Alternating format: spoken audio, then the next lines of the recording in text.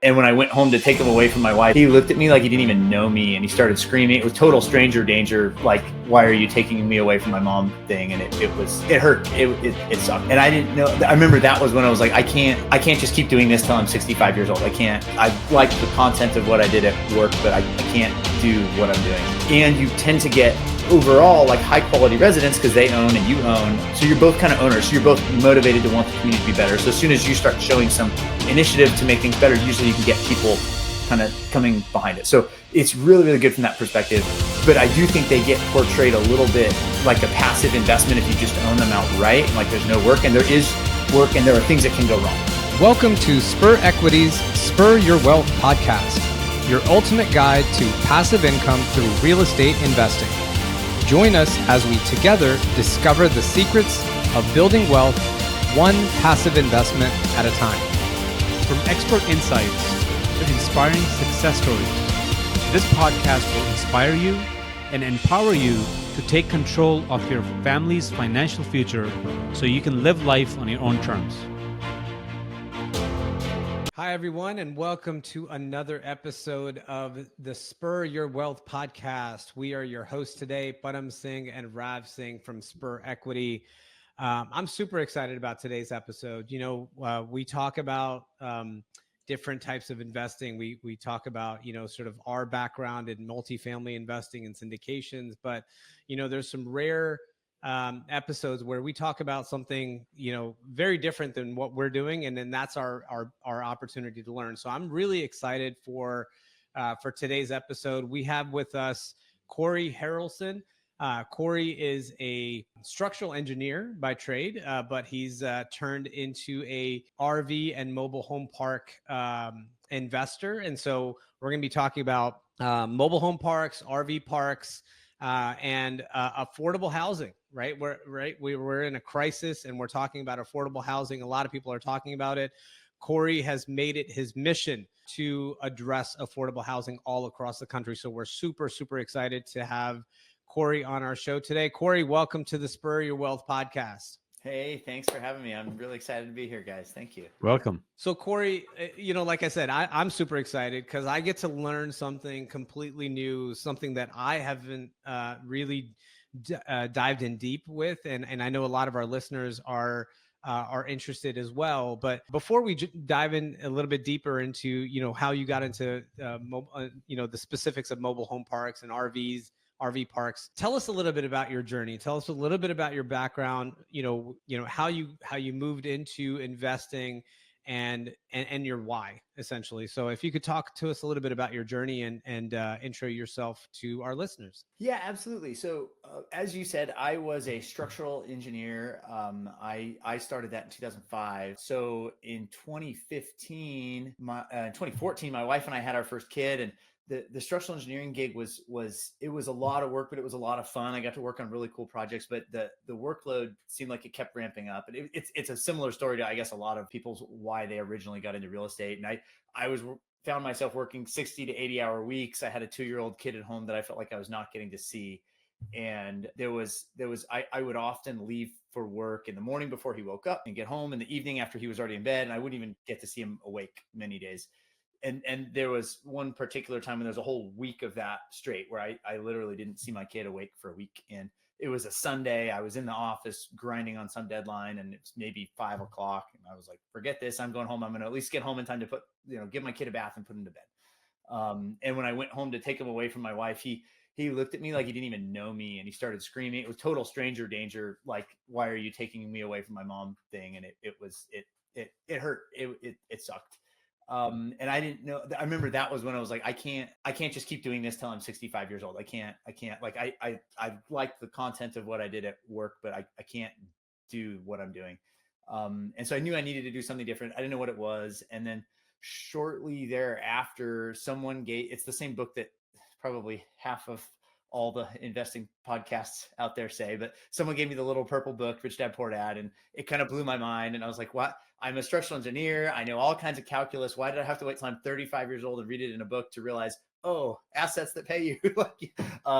So I got into it really late in the game. I was not a good saver before that. I used to like to go rock climbing and do things. And I my wife and I weren't in a lot of debt, but we also didn't have a lot of savings. But we decided right then, okay, we're going to buckle down. We're going to save some money. We're going to invest in real estate. And so I'm a nerd. I'm left brain. So I immediately figured out how to build a pro forma and built a spreadsheet and said, okay, we're going to start analyzing deals. And we were originally going to do a duplex, threeplex, or fourplex was our first kind of idea on what we were going to do after reading a bunch. And I was analyzing a bunch of deals and quickly kind of getting discouraged at what I was seeing, even back then, as far as like the prices and the rents. A lot of like, I was having a hard time finding anything that was even going to cover the mortgage with the rent payment, let alone all the other expenses and cash flow. And I could have, worked a little harder to find a deal, and I know they're out there, but anyway, I got a little discouraged, and I stumbled across a mobile home park for sale on Craigslist, a little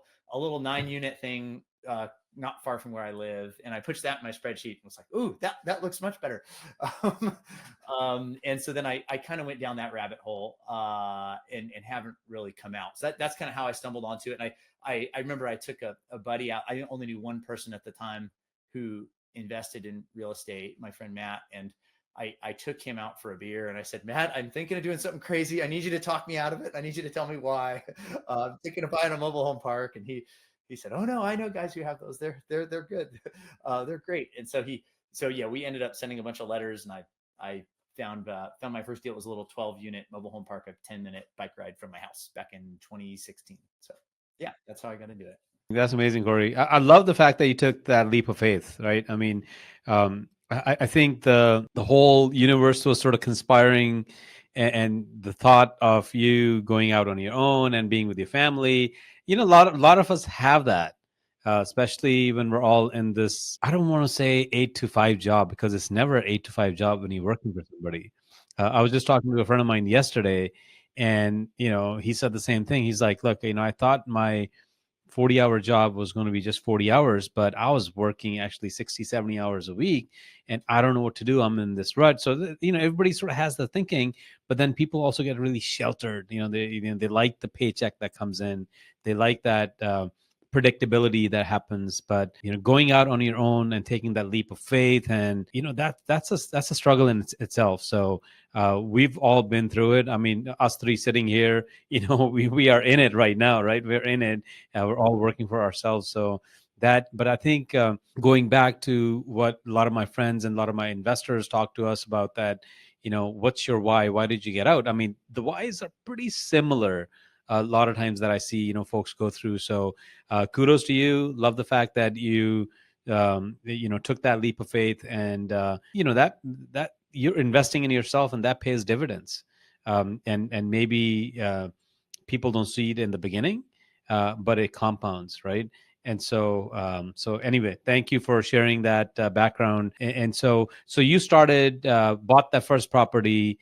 Tell us was it all nice and shiny, or did you have any horror stories? Tell us a little bit. Dive deeper into when you first started. What did you learn from it? Did you ever want to deviate from it and go do something else? I'd like to just understand a little bit more about investing in the things that you're investing in. Yeah. So I mean, I had a bunch of stories with that first one.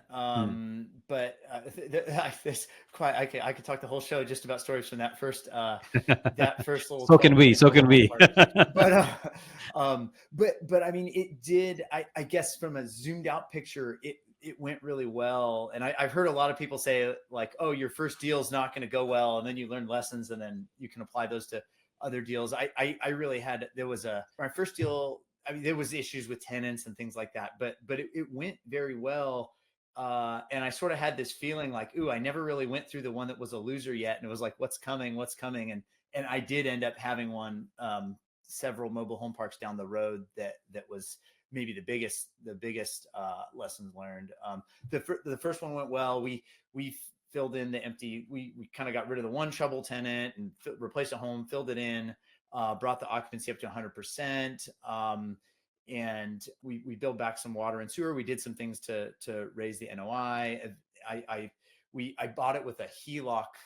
I used a HELOC for a large portion of it. And then like I said, we ramped up our savings. So we took the cash flow and savings, and we paid down the HELOC and then used it for again and again. And so we bought our first few mobile home parks that way, as far as getting the down payment. So we had a few did some cash out refi and sold a couple. And then I scaled up to a bigger one. So it was all going really well. The park that I had the lesson learned on though, was a few parks down the road. I bought a park.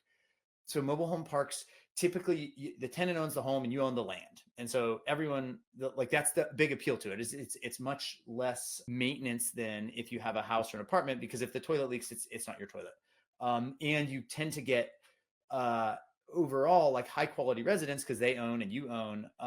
So you're both kind of owners. So you're both motivated to want the community to be better. So as soon as you start showing some initiative to make things better, usually you can get people kind of coming behind it. So it's really, really good from that perspective. But I do think they get portrayed a little bit like a passive investment if you just own them outright, and like there's no work, and there is work, and there are things that can go wrong. And the main responsibility that you have in a mobile home park is the infrastructure and the utilities. So I bought a park to just dive into my one loser deal, but I bought a park that had a wastewater treatment plant. It did not have public sewer. So it had an on-site wastewater treatment plant. It was a 51 space mobile home park. And I was scared of it, right? This is a piece of private, it's private sewer. It's the sewage is coming in, it's discharging to the river. It's, you got to report to the EPA and do all this stuff. So I did all the research on how to do due diligence. I got inspections. I talked to the city, county, state, federal, EPA. Everything was tip top. It was, in compliance. Everything seemed good. I did all of that. I made, an error though. I took for the insurance, I took the appraiser's word at the replacement cost. So he had, the recommended replacement values. And so that's what we put in there. And it was housed in a building. And we had a fire and the building burned down. It was a Saturday. I got a call from the manager that the building had burned down and totaled the plant. And so it ended up that we were off by about a factor of 10 on the replacement cost. Yeah. So so there's a very tangible lesson learned there. Double check your insurance limits. Cause you never know when you're going to need those things. I had up to that point, I had been doing really well with the mobile home parks. I had figured out that, can fill in empty lots and do things. You can get them at a good price already and then add value. Then you can get cash flow and you build equity and use that equity to buy more. So I had been doing pretty well. And I had literally just 2 weeks before this, I got this phone call. I had gone into work. My HELOC was totally empty. I had a nice emergency cushion of cash. I had enough passive income coming in to cover our expenses. I had gone in to quit my job 2 weeks before this. Unfortunately, my boss had convinced me to stay part-time. So I still had a part-time job. Right. And yeah, it was that hard. That was the hardest thing I've been through. Like I guess the bottom line is it ended up being about $1 million to replace this thing. Oh, wow. And it was rough. I had teary conversations with my wife. Like I thought we were going to go bankrupt and lose the house. Yeah. And fortunately I had a good relationship with the lender, and I had bought right at the COVID dip and, got it at a good price, and I added value and filled in lots and built back water, and, we cleaned it up and made it really nice. So we had equity. So the lender, I worked with a great lender on it. He worked with us to do a cash out refinance. So I dumped my entire, cash cushion plus the cash out refinance plus a bunch of my HELOC. And it was like, we pulled all the things and we barely got it done, but we replaced the wastewater treatment plant. And then I was able to, we replaced the plant, and then the interest rates were going up, and I was like, oh no, I'm going to have to refi out of this construction loan thing. Yeah. I'm still going to be in a really bad, be out of the, what do they say? Out of the fire and into the frying pan. But I managed to sell the park. So we sold it at a really good profit. I still ended up down, but I still ended up down. But you navigated through it. Yeah. We got through it. Yeah. We did get through it in the end, but yeah, so there you go. That's my biggest one. And I try to look at it like I just have a 6-figure Ivy League education in infrastructure replacement now. You got the PhD in it. You got the PhD. Yeah. So it sucked. It was no fun, but we found another deal. Where, because I would have sold that thing at a fire sale in the middle of it if someone came along and said, hey, I'll take it. I found another deal over in Illinois that we still own, where it was an owner in a similar situation, and he had a failing well water system, and he had the equity in the park, but he didn't have the cash to fix it. And so we were able to buy that one at a good price. And then he gave us a seller credit for most of the money to do the replacement. And so we were able to get that one at a really good basis and execute the replacement. So now we have a great park that's 100% full with brand new infrastructure. Yeah. So Excellent. trying to look at it as a opportunity. But yeah, anyway, there's my That's great.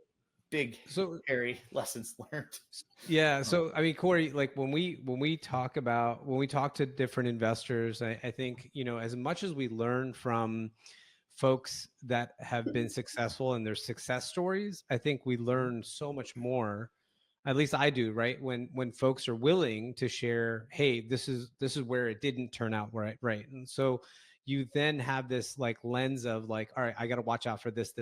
So like if you're talking to somebody who owns, properties today and got like a loan, let's say, a few years ago that was adjustable, and now we're like, so there's a lot of lessons that we can learn from folks that are struggling and they're willing to share what their struggles are. So I really, really appreciate you doing that for our listeners. So you mentioned one thing, and I think our listeners may not know, because I think we hear about RV parks and mobile home parks, and again, I think some of the portrayal, as you mentioned, can be negative, right? Like especially when we look at on TV and movies and things like that. There's some negative portrayal of mobile home parks and things like that. But you mentioned, there's a couple different ways to do it. One is the way you do it, where you own all the land and you have folks that are owners come on. But I also know owners that own the homes themselves and they treat them as apartments. So tell me a little bit of the differences of the two, and whether you've dabbled in both, and what are some of the benefits and advantages.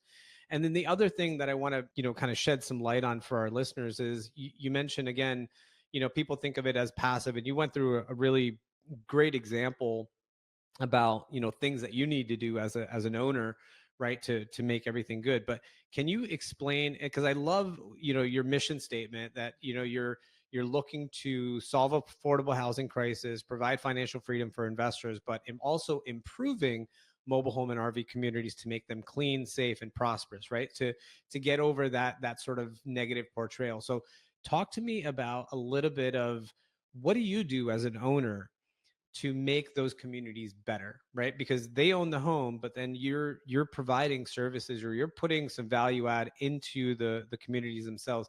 So talk to me a little bit about some of the things that you've done, to make those mobile home parks better for the communities that are living there. Yeah, absolutely. So you hit a lot of really good points there, and you're right. There's a lot of negative portrayal out there of mobile home parks and mobile home park residents. There's Trailer Park Boys and all these shows that really put a bad light on things. And I mean, the fact is they're the most affordable form of housing out there, and they're the only form of affordable housing that I know of that works without government subsidy. So there's apartments that are affordable housing, but they've either got LIHTC or Section 8 or something else that's making them affordable. Because in reality, what's the average apartment price these days? $1,900 or $2,000 a month. I think somewhere in that range, which isn't affordable. So they are the most affordable form of housing, and most of the residents, and I can tell you this, they're just mostly decent people that need a place to live. We have people that are truck drivers. We have people that work at the grocery store. We have people that work at the doctor's office. We have people that work at the golf course. They're people that you interact with every day, and there's just a lot of people out there that need an affordable place to live. And houses aren't affordable. Apartments can be, but with government stuff, so that they really are can be a good solution.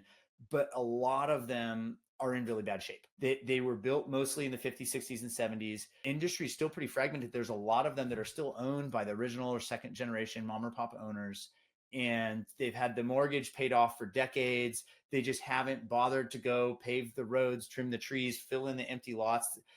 We just closed on a property outside Lexington, Kentucky. It's just like a lot of places, the housing cost is high. We ran test ads. I can confirm there's a lot of people that need housing there, and there's just empty lots sitting there. And it seems like a travesty. Like we talk about wanting to add supply. There's supply just ready to be added in a lot of these parks, but they're kind of ugly, and there's empty lots sitting there. And so I think there's the most value add potential in mobile home parks of just about any real estate class, just because there's so many of them that have so much deferred maintenance, and so much vacancy in a market that shouldn't have that vacancy because there's people that need the housing. So some of the stuff that so kind of what I'm looking for is ugly parks in a great location. That's what I'm looking for. So so some things we can do, we can pave the road. This park we got right now is just way overgrown with all kinds of trees. So we're doing tens of thousands of dollars, many tens of thousands of dollars of tree work, just getting the trees into a good spot. We're repaving. You can do fencing, you can do signage, the resident owns the home, but still we can help the resident, paint their home or skirt their home or do things to clean up the homes and make them nicer. I think things like this that then show like, hey, we're going to make this a community, and then you make it more attractive. The residents tend to get behind it. We like to host a spring cleanup every year where we get the dumpster, but we also, cater it with some food and everything. And it's kind of a community's chance to come together and beautify their place. And then if you do this, the residents who are living there win. People want to come there. So if we bring homes in and sell them, then we can fill the empty spaces. We're providing more housing. We're also boosting our NOI, so our investors win. So it's kind of this cool thing where everybody can win. So that's I don't know if that answers your question, but aesthetic stuff and I mean there's so many. The bar's really low on our Arizona property. We went around, Thomas and I, my partner, we knocked on all the doors and we were like, hey, we're the new owners. Here's, you got this new lease. Here you go. And we asked everybody, if you could wave a wand, no promises, but if you could wave a magic wand and fix one thing in this community, what would it be? And we asked all the residents, and nobody asked for golden toilet seats. Nobody asked for swimming pools. By and large, what we heard was, the trash service is awful. The dumpster's always overflowing. We have to have trash sitting on our porch and race our neighbors over there after they pick it up. And it's like, that's not okay. Like there's not that many things you have to get right as a mobile home park owner, but I mean, the trash is one of them. And so it was like, okay, so let's bring in another dumpster and increase the frequency of trash pickup, and then they said, oh, and the entrances are dark. Well, okay, let's put some solar streetlights. Those are very inexpensive. I think we were all in at $1,000 or $1,500 each. It wasn't a lot of money. And it was amazing. Like we got a great response from the residents. So there's things you can do. And I think, some conversations with the people who live there can kind of illuminate what those things are, but oftentimes they're not. Like the most expensive thing to do is really the roads. That would be the biggest piece to it. But there's a lot of things that aren't even. We've had conversation with some mobile park owners as well, and there's some, like you said, there's some simple things that you can do that are, again, it's a win-win. It's a win for the tenants, right? Because you're fixing something. You can also offer a service very easily that they are willing to pay for, even if it's very nominal, right? Like I know, you mentioned trash. We do this on our multifamily properties, but certainly in a mobile home park, like a valet trash service, right? That they just put it outside, and then our team will go out and pick it up and take it to the dumpster, and they're willing to pay $10 a month. So not only are you providing them a service, you're increasing your NOI at the same time. I know that other things like, these days is like, we have a friend of ours who owns a mobile home park here in Texas, and they put Wi-Fi in every mobile home park. So especially when the pads are pretty close together, so they just put Wi-Fi, and they're offering it for all of them. So it's an enticement. It's great for marketing, right? And bringing in tenants, and you could even charge for it and say, hey, there's a Wi-Fi fee because you're using this shared Wi-Fi, that where all the pads are. So again, it's really simple things, but you could go even further and say, and again, it depends on the demographic, depends on the location. But I know that folks that shared spaces is a big thing, because you're in a mobile home, so there's not a whole lot of spaces. So if you want to throw, a party, a birthday party, or, you want to get, friends together, like having a small pavilion that can be reserved, or a shared space that, everybody can utilize. Those are some of the things that we've seen that work. Again, it doesn't work in every mobile home park, but I'm just trying to give our listeners a little bit of like examples of, hey, when you buy something, like you said, ugly park, good location, there's plenty of things that we can do to make it a community so that everyone feels vested. And again, it's a win-win-win. And I love real estate because it always is a win-win-win if you do it the right way. It's a win for you as an owner, It's a win for, let's say, your the person that you're gonna sell this to, right? Because you're making it better. But it's a win for the tenants as well. It's a win for our investors, right? Because we're increasing NOI. So it's one of the only forms of business, I think, that like there's an abundance of where everybody can benefit from it versus like any other scenario where you're like selling something, you're always trying to sell it for the highest price and they're always trying to negotiate for the lowest price. But here I feel like all the things that we do to improve the properties, everybody's winning, and I love that about real estate and housing. Cory, you have mobile home parks all across the country. So, the first one that you bought was a 10-minute bike ride, but now you have ones that are all over the country. So talk to me about a little bit about how do you manage those sitting in Boise, Idaho, right? What's the challenges? What do you need? What does your team look like to go and, source these deals? But more importantly, how do we manage those sitting, remotely? That's a great question. And I think that's even like I said, even with a tenant-owned home model, that's the operations is by far the toughest piece of the puzzle to put together. What we do is we have a team. So every property we hire an on-site manager first. So we always have boots on the ground, someone who is there. They either live on site or they can be on site every day, so that we know if something's going on. In a tenant-owned home park, the biggest scope of work, first off, in any mobile home park is collections. And so we fully automate that, and we take that. They might have to deliver a notice if someone's late, but we don't accept any payments on site. So I guess that's one of the big things. And that's actually no small fee. It's not that easy in a mobile home park to do that because you tend to have a lot of older residents that are fixed income, and they might not have internet. Maybe they're never going to get internet. They get paper mail, they have a landline phone, and that's it. And so we use a company called Zego, and what they do is they have a partnership with a bunch of different retailers, including Walmart and a bunch of different grocery stores, where residents can actually, if they don't want to pay online or they don't have internet, they can go pay. They can just go to the customer service counter at Walmart, and they have their little number, and they can just pay there, cash, credit card, whatever Walmart accepts, checks, all of it. So what that does is it removes the biggest scope of work from the on-site person. That's usually the biggest time suck, is just going around trying to collect everybody's rent, and it's also the biggest kind of morale defeater. You got to go banging on your neighbor's door all the time, asking for money. It's not fun. So we take that totally off their plate. So their job is just to be the problem solver, identify if something needs to be fixed, find someone to fix it, keep us in the loop with what's going on. And then the other big scope is if we're selling homes, they need to be able to show the home. So we'll do, set up a commission structure so they're motivated to do that.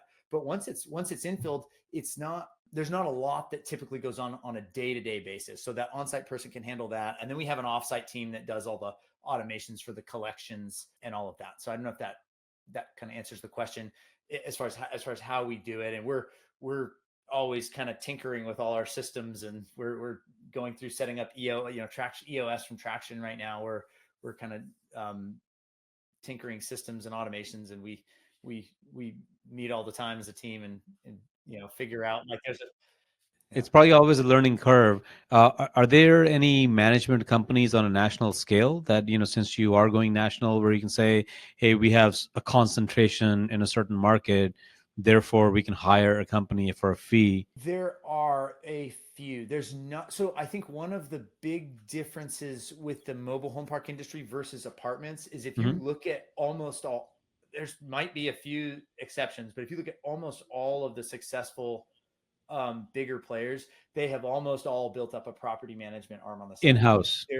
Yes. So there's not as many third-party management Right. options as there are in apartments. So in apartments, you can go, there are also vertically integrated apartment people, but it's very common to go, and your strategy is you're kind of managing the third-party manager. Right. That's much less common in mobile home parks. I think Right. the reason why is the price per lot that you're getting in lot rent is much lower than on an apartment. So you would need a lot more pads to produce enough ink. So it ends up being a much higher percentage of the revenue. So sometimes it just hasn't penciled. There Yeah. are groups out there, depending on who you talk to, they do well or don't. But I think a lot of their pricing scales kind of make sense once you get Yeah. 100 or 150 pads and bigger. It makes Under sense. that, it gets really hard To- to pencil. totally. Yeah. That makes sense. So I'm curious, Corey.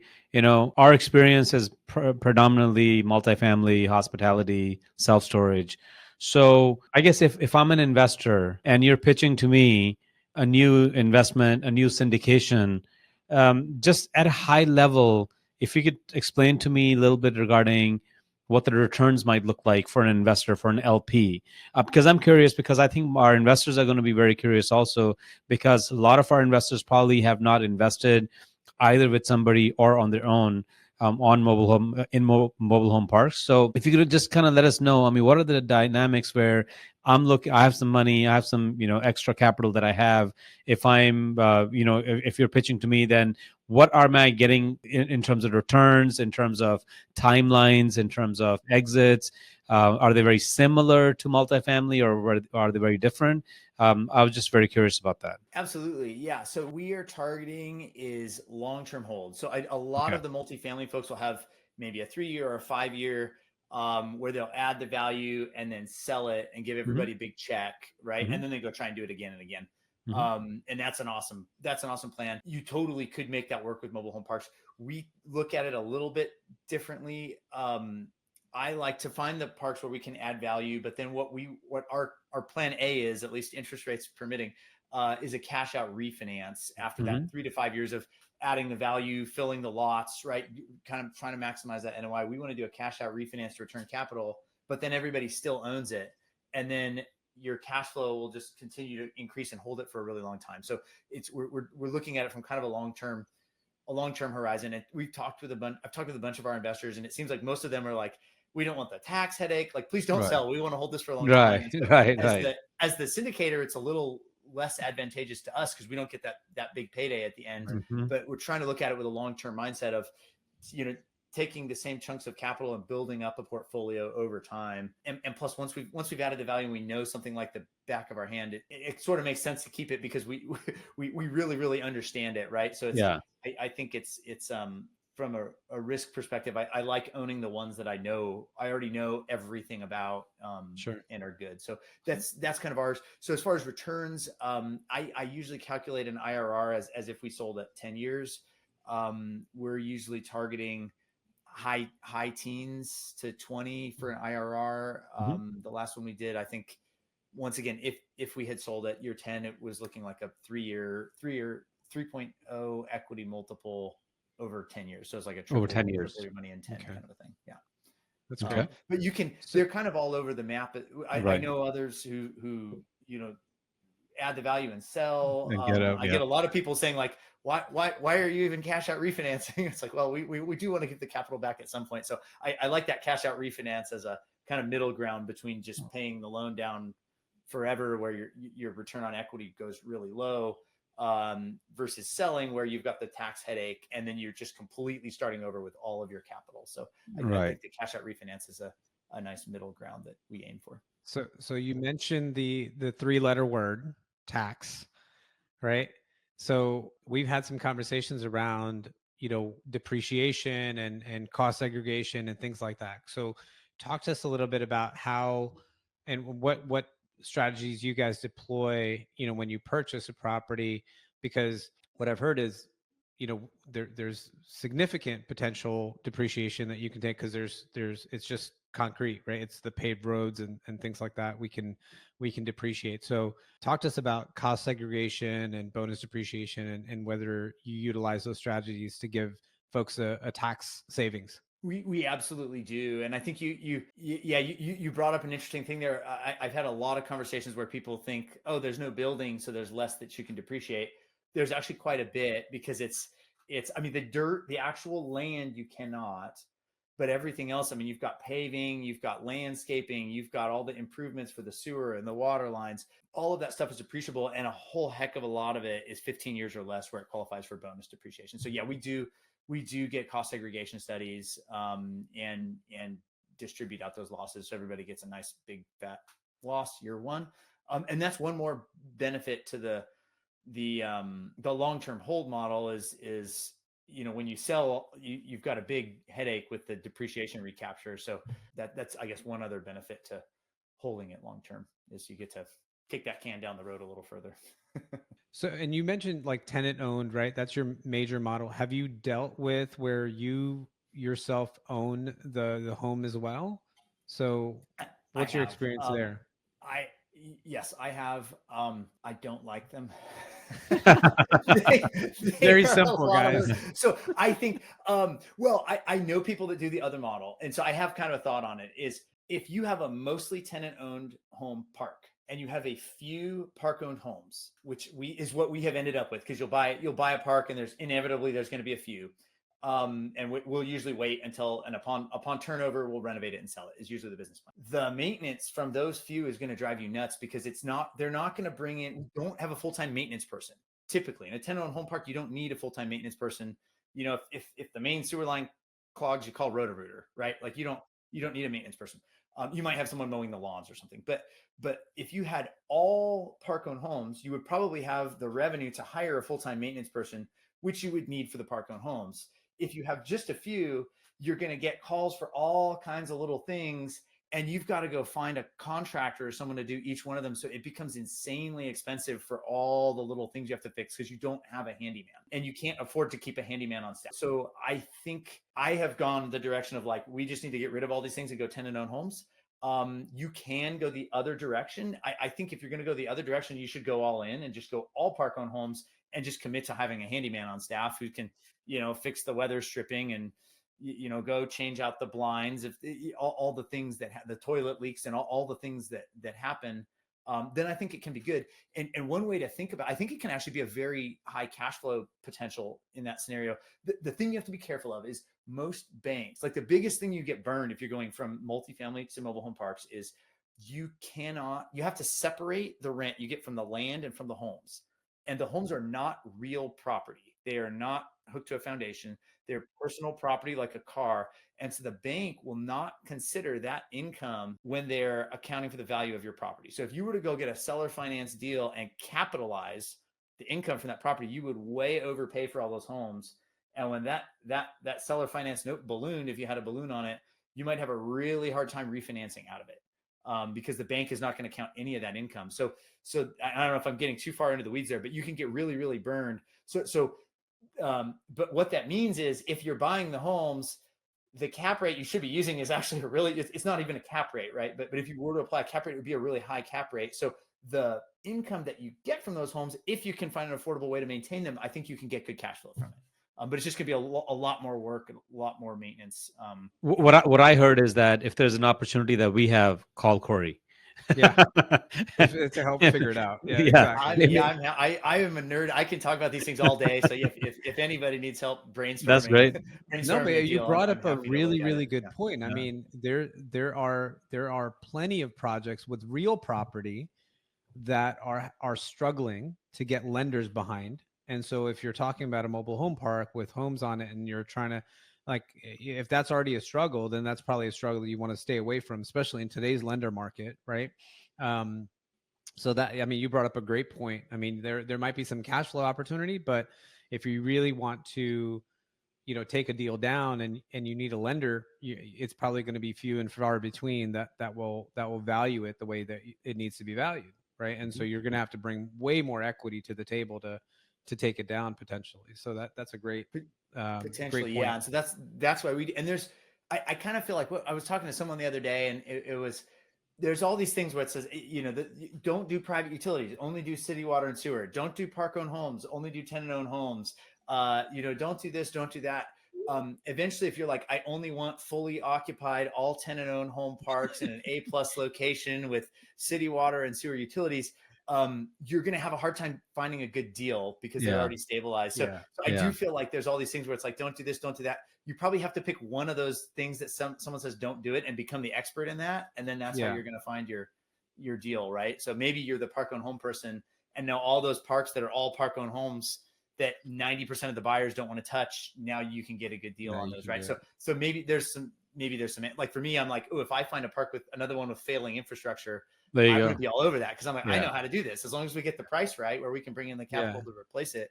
Or Right. So on-site I water do think plant. you have to pick your problem. Just don't pick all the problems, right? Like, but yeah. That's great, man. I could sit here and pick your brain and talk about this for, another show here. But I'm just taking a time check here. It's just I want to give you an opportunity, right? So you shared with us some lessons. Obviously, you are the expert, when it comes to mobile home and RV parks. I love seeing the passion in your face as you're talking about these things. But as we kind of wrap up, what are some maybe some final words of wisdom or things that get you excited maybe for 2024, 2025 in the space that you're in? What does that look like for you? And maybe pass on some words of wisdom for our listeners, if you would. Yeah, absolutely. So as far as words of wisdom, I guess coming from a place where I was I was working I was averaging 60 hours a week, so I was oftentimes up around 80, just kind of with no end in sight and not knowing what to do or where to start. I spent a whole lot of time thinking like, is it this niche or is it that? Should I do this or should I do that? Maybe I should do this one. And I think just picking a direction and going, even if it's not the direction you in. I was said, fine, I'm just going to do I'm just going to look for duplexes. I don't know if that's right, but eventually I just made a decision and went. And I didn't even end up going that route, but that led me to the route that I ended up being on. So I think just pick a direction and start taking some steps as far as what's the next step. I would say that's maybe my piece of advice if people are just starting out. And as far as what I'm excited about, it's hard to get deals to pencil right now with the interest rates, but the ones that do, I think, are really good deals. If they can cash flow, if they can service that debt and cash flow now with these interest rates, I feel like 10 years from now, we're all going to be really happy with whatever we bought this year and next year. So I do think, even though there's not deals just, falling out of the sky, maybe like it was in 2011, I think it is a really good time if you're patient and find the right deals. So I'm excited to find a few more. That's great, Cory. So I know that we're going to have a lot of questions and comments from listeners. Cory, if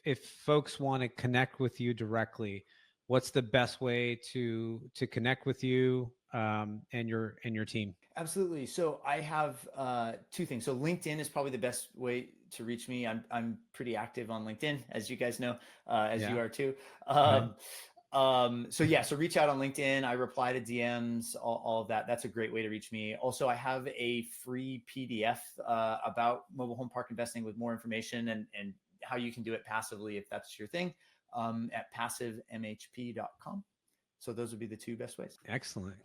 Well, great, Cory. Thank you so much, man. This has been an awesome conversation. I mean, I like I said, I love when we meet folks like you that are passionate in the space that they're in, and it's different than us. So it piques my interest because I want to learn as much as I can from the interactions that we have. So thank you for sharing your story. Thank you for sharing all the details. I love, when we do podcasts like this where, everyone's so willing to share, right? Not only their successes, but their challenges and struggles. And I think we all benefit from it. We all can benefit from it. And so we don't make the same mistakes. So thank you so much, Cory. This has been an awesome conversation. Yeah, this has been a ton of fun. Thank you, guys. Thank you. Great. And for our listeners, thank you for tuning in to this episode of the Spur Your Wealth podcast. Again, we are Param Singh and Rav Singh from Spur Equity. Remember that your journey to financial freedom begins with both knowledge and action, where knowledge is power, but action is superpower. So until next time, happy investing. Thank you for joining us on this episode of Spur Your Wealth podcast. We hope you enjoyed the valuable insights and inspiration. Don't forget to subscribe to our podcast and stay updated on future episodes filled with actionable tips and strategies. If you want more information about our investment projects, visit us at spurequity.com. If you have an inspiring story to share and would like to be a guest on our podcast, email us at podcast@spurequity.com. Until next time, happy investing.